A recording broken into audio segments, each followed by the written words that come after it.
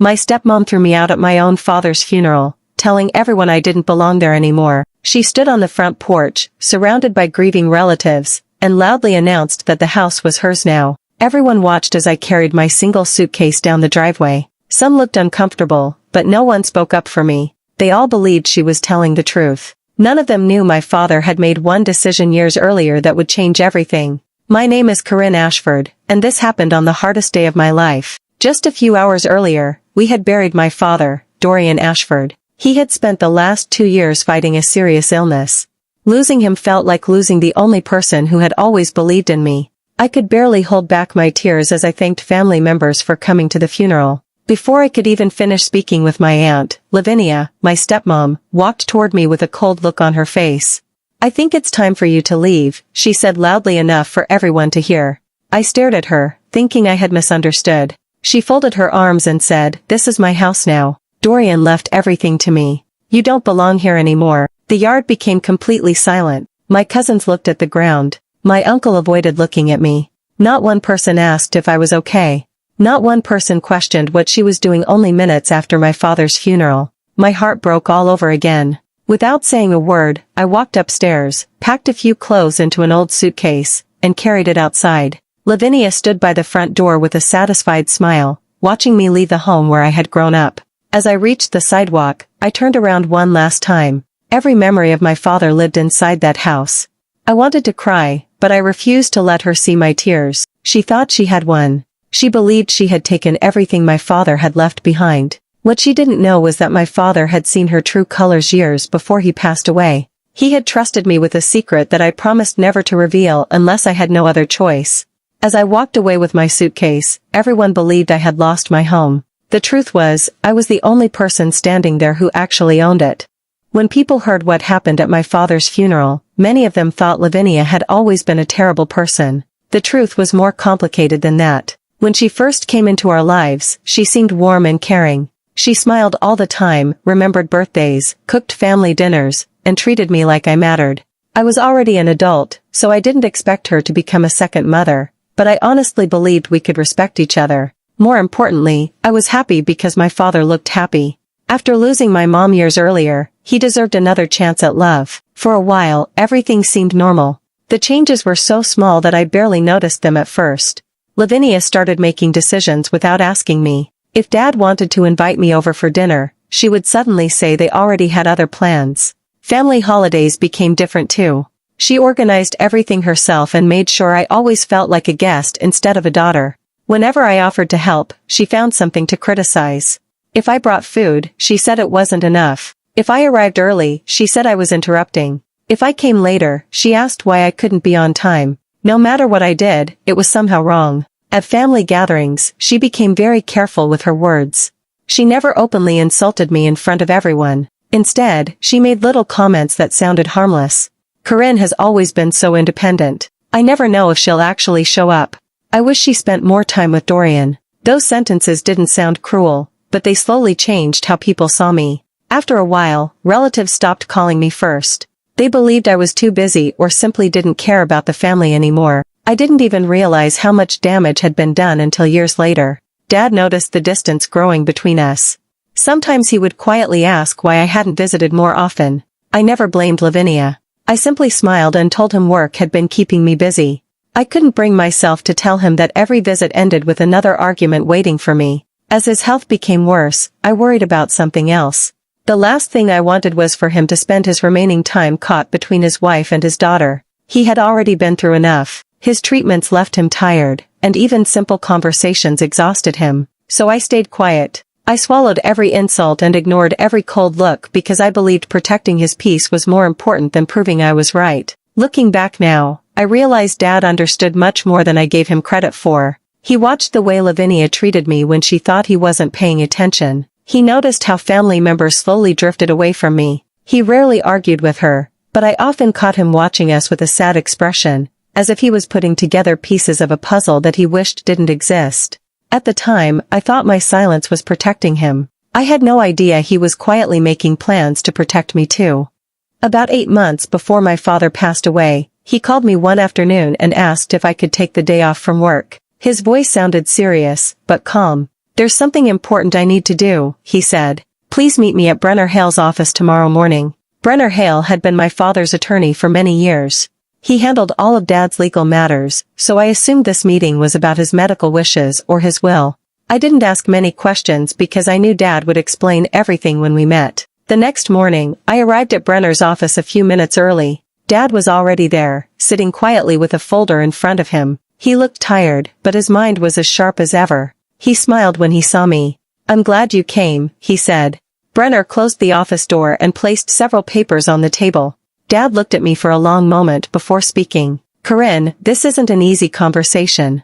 I felt my stomach tighten. He reached across the table and gently held my hand. "I've had a lot of time to think during my treatments," he said. "I've been watching everything that happens in this family." For a few seconds, neither of us spoke. Then he sighed. "I don't trust Levvenia with this house anymore." Hearing those words surprised me. Dad rarely spoke badly about anyone, especially his own wife. He continued before I could respond. "I wanted to believe things would get better, but they haven't. I've noticed how she's treated you. I've noticed how she's tried to separate this family. She cares too much about what everything is worth." I tried to defend her, saying maybe there had been misunderstandings, but Dad slowly shook his head. "No, sweetheart. I've seen enough." Brenner quietly slid the paperwork toward us. Dad explained that he wanted the family home to stay with me. It wasn't because the house was expensive. It was because it was the place where our family had built so many memories before everything changed. "This house belongs with you," he said. "Your mother loved this place, and so do I." He signed every document carefully while Brenner witnessed everything. When it was finished, Brenner handed me copies of the paperwork and explained that the transfer was complete. From that day forward, I was the legal owner of the house. I stared at the papers, hardly believing what had just happened. "Dad, Levvenia is going to find out." He nodded. "Not unless you tell her." I looked at him, confused. "I don't want to fight," he said. "As long as she treats you fairly after I'm gone, there's no reason to mention any of this." Then his expression became more serious. "But if she ever tries to force you out or take what isn't hers, you protect yourself. Promise me." My eyes filled with tears. "I promise." He smiled with relief, as if a heavy weight had finally been lifted from his shoulders. Walking out of Brenner's office that day, I prayed I would never have to keep that promise. I truly believed the documents would stay locked away forever. I never imagined that only months later, on the very day we buried my father, that promise would become the only thing standing between me and losing the home he loved. The motel was only a few miles from the house, but it felt like I had been dropped into another world. The room was small, with faded walls, an old bed, and a single chair by the window. I placed my suitcase on the floor and sat on the edge of the bed without even taking off my shoes. For the first time that day, I let myself cry. I wasn't crying because of the house. I was crying because my father was gone. The silence in that room reminded me that I would never hear his voice again. I kept reaching for my phone, wanting to call him the way I always did after a difficult day. Then I remembered there would never be another call. That hurt more than anything. Hours passed before I looked at my phone again. I expected at least one message from a cousin or an aunt asking where I was staying or if I had eaten. Instead, there was almost nothing. One text simply said, "I'm sorry things turned out this way." Another relative wrote, "Maybe it's best if you give Levvenia some space." Neither of them asked if I was all right. It felt like everyone had already accepted her version of the story. I wondered what she had been telling people after I left. Maybe she said I had argued with her. Maybe she claimed I had demanded money. Whatever she told them, they believed it without hearing my side. That realization hurt more than being asked to leave. Families are supposed to stand together after losing someone they love. Instead, ours fell apart before the flowers from the funeral had even begun to fade. The next morning I bought a cup of coffee from the motel office and sat outside watching cars pass by. People were going to work, taking their children to school, living normal lives. Mine no longer felt normal. I thought about calling Brenner. The folder with the house documents was safely locked inside my suitcase. All I had to do was hand him the papers, and everything could change. But every time I reached for the zipper, I stopped. Dad had asked me to protect myself only if I had no other choice. Was I already at that point? Part of me wanted to walk away from everything. Maybe I could rent an apartment, start over somewhere else, and leave all the pain behind. The house carried wonderful memories, but it also carried years of quiet heartbreak. Still, every time I considered giving up, I remembered my father sitting across from me in Brenner's office. He hadn't given me that house because he wanted me to fight. He had given it to me because he wanted me to have a place where I would always belong. If I stayed silent now, I wouldn't just be walking away from a building. I would be walking away from the last promise I made to him. I closed my suitcase again and took a deep breath. I wasn't ready to reveal the truth yet, but for the first time since the funeral, I knew I couldn't hide forever. Soon, I would have to decide whether protecting my father's final wish was worth facing the family that had already turned against me. 2 days after the funeral, my phone rang while I was eating a sandwich in the motel room. It was Brenner. His voice was calm, but I could tell something was wrong. "Corinne, I think you need to know what's happening." I sat up straight. "What is it?" He paused before answering. "Levvenia has been calling real estate agents." For a moment, I thought I had heard him wrong. "So soon?" "I'm afraid so," he replied. "She wants the house listed as quickly as possible." I looked around the small motel room and felt my chest tighten. Dad had been gone for only a couple of days. His favorite chair was probably still sitting in the living room. His books were still on the shelves. His coffee mug was likely still in the kitchen. Yet Levvenia was already thinking about selling everything. Brenner continued. "I've also been told she's clearing out the house." "What do you mean?" "She's throwing away many of your father's personal belongings." Those words hit me harder than I expected. Dad wasn't someone who collected expensive things. Most of what he owned had little value to anyone else. But every item carried a memory. His old fishing hat reminded me of summer mornings by the lake. The worn blanket in his reading chair was the one he used every winter. The small toolbox in the garage was something he had owned for years. None of those things could ever be replaced. I thanked Brenner and ended the call, but I couldn't stop thinking about what he had said. Later that afternoon, one of my neighbors from the old street called me. She quietly told me she had seen large trash bags sitting by the curb outside the house. Workers had been carrying boxes out all morning. She said Levvenia was walking around the yard telling people she couldn't wait to sell the place and move somewhere better. Hearing that made something inside me change.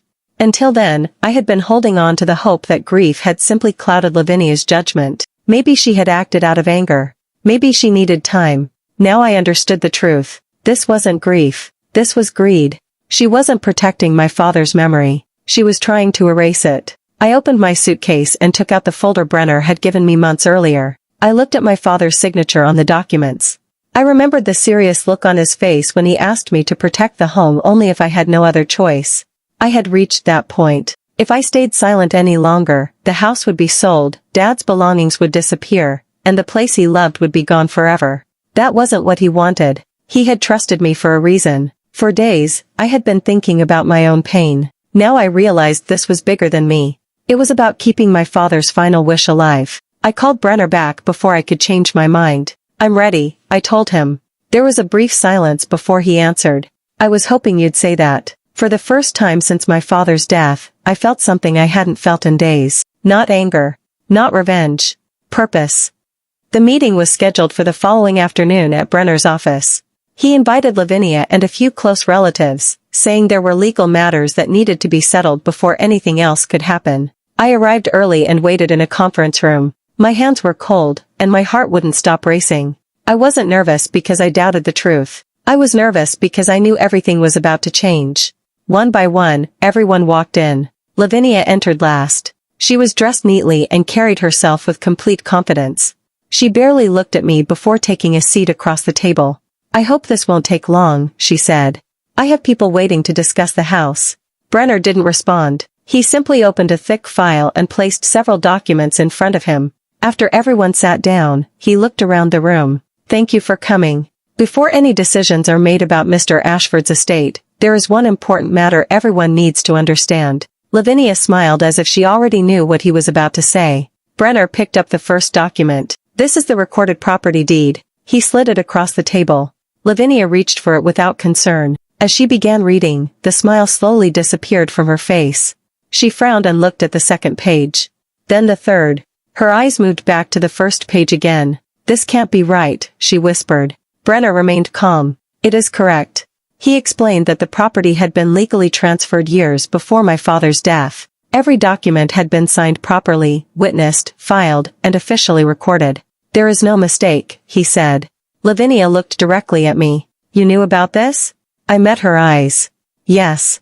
The room became so quiet that no one moved. My uncle leaned forward and asked Brenner to explain everything again. He carefully walked everyone through the timeline, showing when the transfer had taken place and confirming that my father had made the decision while fully capable of handling his own affairs. No one interrupted him. When he finished, he closed the file. As of the date of the transfer, he said, Corinne Ashford became the legal owner of the property. Levvenia slowly leaned back in her chair. For the first time since my father's funeral, she had nothing to say. The same woman who had ordered me out of the house had spent the last several days trying to remove the person who legally owned it. The truth was finally out, and everyone in that room knew exactly who had been telling the truth from the beginning. For a few moments, no one spoke. Then Levvenia pushed her chair back so hard that it scraped across the floor. "This is a lie," she shouted. She pointed at me with a shaking hand. "You planned this from the beginning. You turned Dorian against me." I stayed in my seat. There was nothing I needed to say. She looked at Brenner next. "You helped her steal my husband's house." Brenner calmly folded his hands. "No one stole anything. Your husband made his own decision." Levvenia refused to accept it. "He was sick," she argued. "He wasn't thinking clearly. Someone convinced him to sign those papers." She looked around the room, hoping someone would agree with her. No one answered. Brenner opened another folder. "I expected this question," he said. He placed several documents on the table. Before the property transfer, Mr. Ashford completed a full medical evaluation. His doctors confirmed that he understood every legal decision he was making. He handed copies to everyone. The reports were clear. Dad had been fully aware of his actions. He had answered every question correctly and had shown no sign that anyone was controlling him. Levvenia quickly looked through the papers, searching for something that would help her. She found nothing. Her face slowly changed from anger to panic. "This isn't fair," she said quietly. One of my aunts finally spoke. "So Dorian really chose to do this himself?" Brenner nodded. "Yes. It was entirely his decision." The room felt different now. The relatives who had refused to look at me after the funeral were finally looking at me. My cousin lowered his head. "I'm sorry, Corinne," he said. "I believed the wrong person." Another uncle sighed heavily. "We should have asked you what really happened." I appreciated their words, but they couldn't erase the memory of standing alone outside my childhood home with a suitcase in my hand. Trust doesn't return as quickly as apologies. Levvenia looked from one face to another. She realized the support she had counted on was disappearing. No one defended her anymore. She reached for one last chance. Turning toward me, she softened her voice. "Corinne, let's work something out. Just sign the house over to me, and we can put all of this behind us." I looked at her calmly. For years, she had tried to push me out of my own family. Now she was asking me for kindness she had never shown me. I simply shook my head. "My father made his decision," I said. "I'm going to honor it." Levvenia looked down at the table. For the first time since all of this began, she had nothing left to argue with. The truth had taken away every excuse she had. After the meeting ended, Brenner asked if I wanted to begin the legal process immediately. I nodded. There was no reason to wait any longer. The paperwork was prepared that same day, giving Levvenia a reasonable amount of time to leave the house. Everything was done through the proper legal process. I wasn't interested in surprising her or making her suffer. I only wanted my father's wishes to be respected. A few days later, I returned to the house. It was the first time I had stood in front of it since the funeral. The place looked exactly the same from the outside, but it felt different. I took a slow breath before walking through the front door. Levvenia was in the living room with several moving boxes. She looked tired. For a moment, neither of us spoke. I could have reminded her how she had treated me. I could have repeated the same cruel words she had used when she threw me out. Instead, I stayed quiet. There was nothing to gain from making someone feel smaller. The moving company arrived later that morning. They carried furniture and boxes to the truck while Levvenia packed the last of her personal belongings. Then I noticed an old suitcase sitting near the hallway. It looked almost identical to the one I had carried out of this house after my father's funeral. The memory came back so clearly that I had to look away. I remembered walking down the driveway while everyone watched in silence. I remembered feeling completely alone. Now our places had changed. The difference was that I wasn't standing at the door with a smile. I wasn't waiting for her to leave so I could enjoy her pain. I simply wanted this difficult chapter to end. Before she walked out, Levvenia stopped beside the front door. She looked around the house one last time. "I never thought it would end like this," she said quietly. "Neither did I. But some choices cannot be undone." She picked up her suitcase and walked outside without another word. I watched through the window until the moving truck disappeared at the end of the street. The house became silent again. For the first time in many years, it felt peaceful. I slowly walked from room to room. Every corner reminded me of my father. His favorite chair was still by the window. The old family clock was still hanging in the hallway. His presence seemed to fill every room. At that moment, I understood something important. Winning had never been about forcing someone out. It was about protecting the place my father had trusted me to keep. He had taught me that strength wasn't measured by how much pain you could return to someone else. Real strength was walking away from hatred even when you had every reason to hold on to it. That was the lesson I wanted to carry with me for the rest of my life. Life became much quieter after Levvenia left the house. I finally had time to settle in and take care of the things my father had left behind. Some days I sorted through old boxes. Other days I simply sat in the living room, remembering the good times we shared. About a week later, my doorbell rang. When I opened the door, my cousin Marissa was standing there. She looked nervous. "I know you probably don't want to see me," she said. I didn't answer right away. She lowered her eyes. "I should have stood up for you that day." I knew something felt wrong, but I stayed quiet because everyone else did. There was real regret in her voice. I invited her inside. We talked for nearly an hour. She admitted that Levvenia had been telling the family for years that I only cared about money and rarely visited Dad. Looking back, Marissa realized she had accepted those stories without ever asking me if they were true. A few days later, my uncle Everett came by. He apologized for turning away when I walked down the driveway with my suitcase. "I still think about that moment," he said. "I should have stopped her." His words were honest. After that, more relatives visited. Some brought flowers. Others brought old photo albums they had borrowed from my father years earlier. Each person had the same reason for coming. They wanted forgiveness. I listened to every apology. Some were heartfelt. Others sounded like they simply felt embarrassed after learning the truth. Over time, I learned there was a difference between feeling sorry and taking responsibility. The people who admitted exactly what they had done earned my respect. The ones who made excuses did not. I chose to forgive because I didn't want to carry bitterness for the rest of my life. Holding on to anger would only keep my father's memory tied to pain. But forgiveness didn't mean everything returned to the way it had been. Some relationships had changed too much. Trust is fragile. Once it breaks, it takes more than words to rebuild it. With some relatives, I kept a polite distance. With others, I slowly allowed them back into my life because they proved through their actions that they wanted to do better. My father used to tell me that character shows itself when life becomes difficult. Now I understood exactly what he meant. The funeral had revealed who was willing to believe gossip, who stayed silent when something was wrong, and who had the courage to admit their mistakes afterward. In the end, the greatest thing I inherited wasn't the house. It was the lesson that real family isn't measured by the last name you share or the money left behind. It's measured by the people who stand beside you when the truth is hardest to see. Several months passed, and life slowly found its rhythm again. The house no longer felt heavy with sadness. It felt like home again. I spent my weekends fixing small things that Dad never had the chance to finish.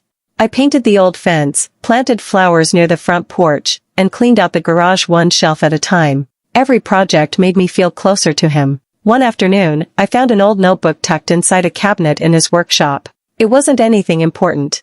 It was filled with little reminders, shopping lists, and simple notes about repairs around the house. On one page he had written, "Take care of what takes care of you." I smiled when I read it. That was exactly the kind of advice he loved to give. I framed that page and placed it in my home office where I could see it every day. People sometimes ask if I regret not giving Levvenia another chance. The answer is no. I don't hate her. I honestly hope she found a better path after everything that happened. But wishing someone well doesn't mean you have to invite them back into your life. Some doors are meant to stay closed. The peace I have today came from finally respecting my own worth. For too many years, I believed keeping quiet was the same as keeping peace. Now I know there is a difference. Sometimes speaking the truth is the only way to protect the people you love, even if they are no longer here to hear it. Dad understood that before I did. That is why he made his decision long before anyone else knew what was coming. He wasn't trying to punish anyone. He was trying to make sure I would always have one place where I belonged. His faith in me gave me strength during the hardest days of my life. Whenever I unlock the front door, I still think about the day I walked away carrying one small suitcase. Back then, I thought I had lost everything. Looking back, I realize I was only walking toward the truth. The house reminds me that kindness is not weakness. You can protect yourself without becoming cold. You can stand your ground without treating people the way they treated you. Those lessons are worth more than anything money could buy. My father's greatest gift was never the deed with my name on it. It was the confidence he placed in me. He believed I would do the right thing even when it was difficult. I try to honor that trust every single day. Life will always bring people who judge too quickly, believe the loudest voice, or chase things that don't really matter. I can't control that. What I can control is the kind of person I choose to be. When I lock the front door each night, I don't think about winning. I think about my father. I think about his quiet strength, his wisdom, and the promise I made to him. I kept that promise. In the end, the house stayed where he wanted it to stay. His memories stayed protected. And I finally understood that a real home is not built with walls or a roof. It is built with love, trust, and the people who never stop believing in you, even when the rest of the world does.